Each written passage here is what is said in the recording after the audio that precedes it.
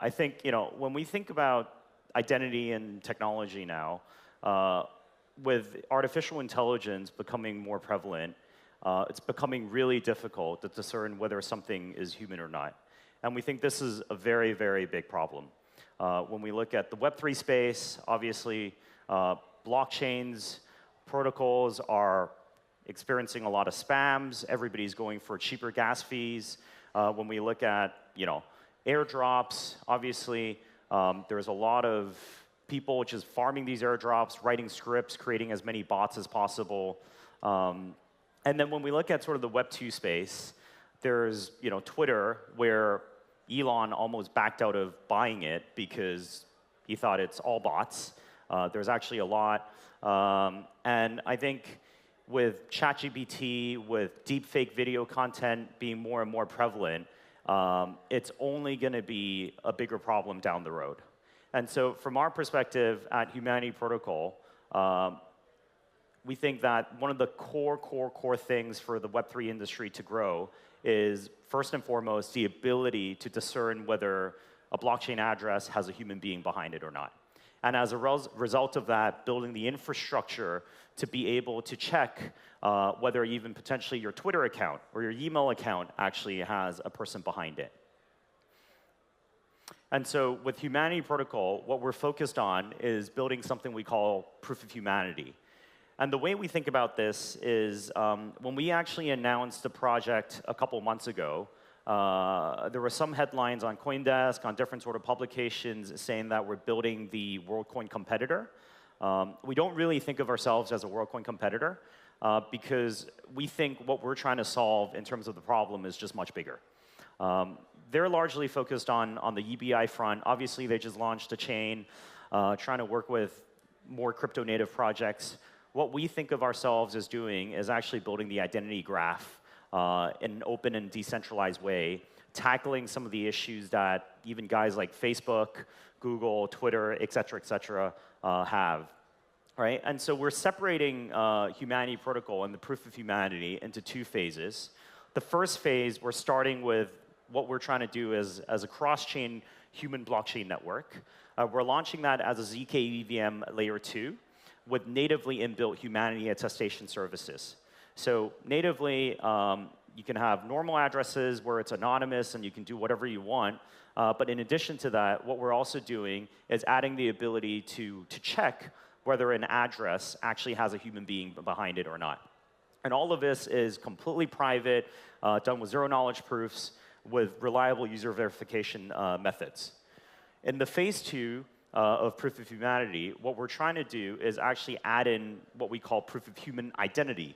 And by doing so, we want to actually add in other sort of verifiable credentials beyond just proving that you're a human being. So potentially your KYC information, potentially your educational credentials, where you work, your medical records, different sort of things that we can securely encrypt and store on chain. And for projects that are building on Humanity Protocol to leverage, use, check against. And so when we think about the applications in the Web3 world, there are a lot, right? I think WorldCoin is focused largely on UBI. The way we think about proof of humanity, and then later on with human identity, we're solving for RWA issues. We're solving for regulated enterprise DeFi, on-chain games where you probably don't want to be playing against bots. We're solving for decentralized social networks, or even like traditionally centralized social networks. You really do want to be interacting with human beings rather than just a bunch of generated content from ChatGPT. All right, and then one of the big use cases is obviously airdrops. If we think about the Web2 world, where historically value accrual happens because of users and human beings, Facebook, Google, Twitter generates a lot of revenues because advertisers want to spend money on it because they have the attention of human beings. And human beings are consumers. So you want to spend money to get their attention. I think with AI, it's becoming more and more difficult. And in the Web3 world, it's actually pretty much impossible. All right, so what we're solving for is making sure that we can actually ensure that a network, not just a network, but an application can also be Sybil assisted. And the way we think about proving the way we think about proving somebody to be a human being, it's actually a really challenging problem. I think there have been quite a fair number of projects back in 2017, even back in the ICO days, that were thinking about identity chains, different ways for proof of personhood. There's obviously projects like Gitcoin that uses different sort of social graphs. Ultimately, I think with artificial intelligence, all these deepfakes and generative AI, the only way we can really do it is actually through biometrics, right? Which is also the route that WorldCoin decided to take. And what WorldCoin is doing with biometrics, they decided to go with the iris scan, which I haven't done it. I have some friends who've done it, but we think it's quite dystopian. It's accurate, because everybody's iris is unique. But what we decided to actually go with for phase 1 of our proof of humanity is actually palm recognition. So for those of you who are not familiar with it, your palm, there are 2 parts to it. There's your print, which is your lines and creases on your palm, as well as the veins that are underneath. Both of these things are completely unique to every single human being in the world. As such, even companies like Amazon is using palm recognition for payments at Whole Foods. Tencent, the Chinese internet conglomerate, is using your palm for payments with WeChat Pay in Shenzhen and a bunch of places. So this technology, and actually even Japan, has been using palm vein recognition for banking and for ATM verification for the last 2 decades. So it's a pretty mature technology. Not very familiarized in the West, and not really widely adopted. But what we've decided to do is actually make use of it for proof of personhood, right? And the reason why we've decided to use the palm is because we think it's, number one, much more scalable, and first and most importantly, it's something that we can use and do for a wide range of use cases that something like an iris cannot do. With an iris, there's obviously stories of people lining up in villages in Nigeria and different sort of developing countries, scanning it and then selling their world IDs, because you can only really do it once. Whereas for us, with palm recognition, it's something that you can do. We can use it for authentication. We can use it for verification. We can use it for proof of humanity. In fact, later I'm going to give a quick demo for the technology that we have, which is tied to our DevNet, and it's pretty cool, right? And so, what I was saying really is, for us, the goal is not to build a UBI platform. The goal is not to build sort of a closed platform for a certain DID or for a certain humanity network. What we're trying to do is build the infrastructure for all of crypto, with humans being sort of the most important thing to bring on board, because ultimately, right now there's almost 1 billion wallets that have been created on various blockchain networks. Most people's best, and it's great, as an industry, people like to talk about there's 1 billion wallets. Different sort of protocols like to talk about how they have 1 million or 2 million or 10 million daily active wallets. We all pretty much know that the current market size for Web3 is way smaller.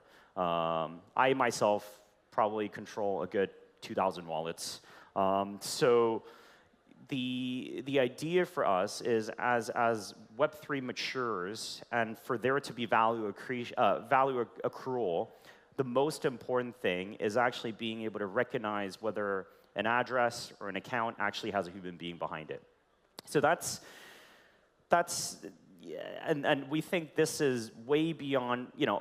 WorldCoin has done very well. They have a couple million people who's signed up. We haven't actually launched yet. We have our DevNet developed. Our testnet is launching in Q2. And we are now onboarding verifier nodes to ensure that the network is sufficiently decentralized.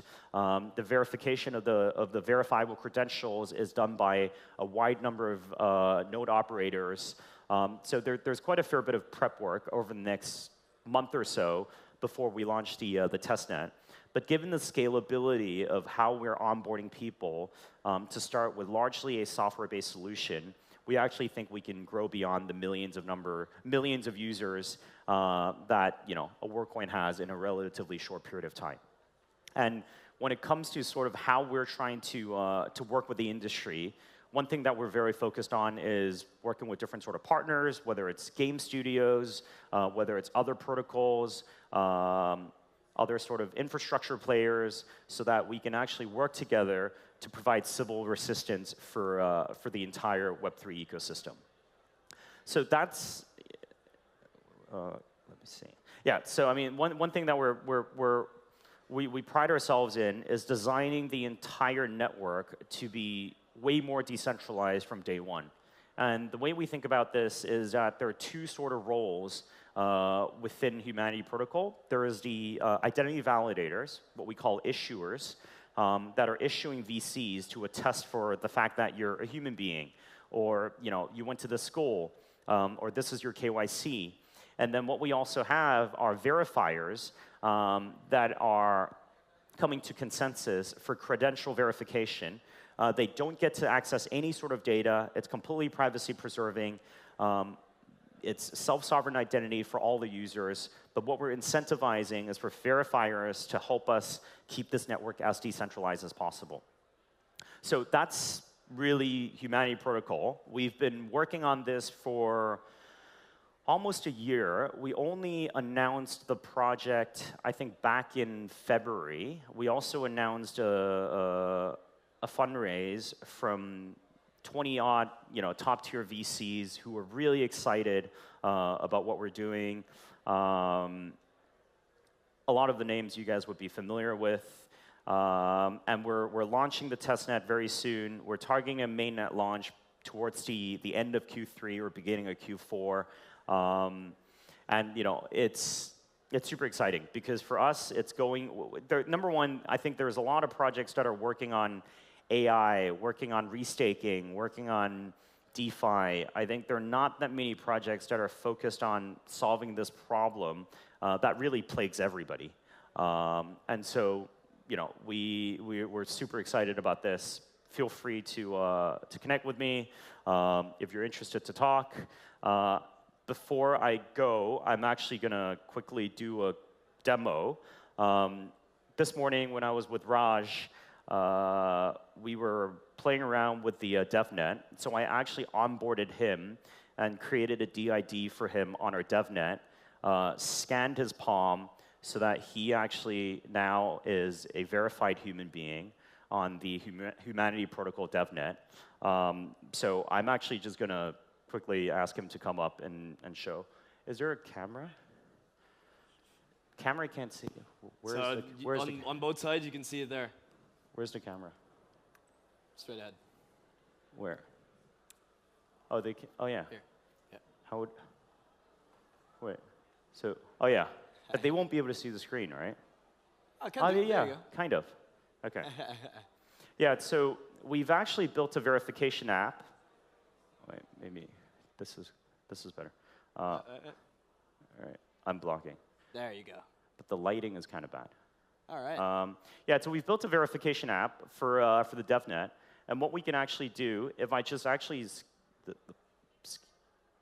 scan my palm, you could actually see it recognizes me as Terrence Kwok. This is my my address, and if Raj does it, you can get. I think you'll be blocking it, right? You can see it actually shows Raj and demo. Right? So what we're actually going to do with the testnet as we launch is people can actually do this themselves. They can sign up. They can refer friends. There's going to be testnet tokens, points, quests, all that sort of stuff. We're going to be integrating with a bunch of partners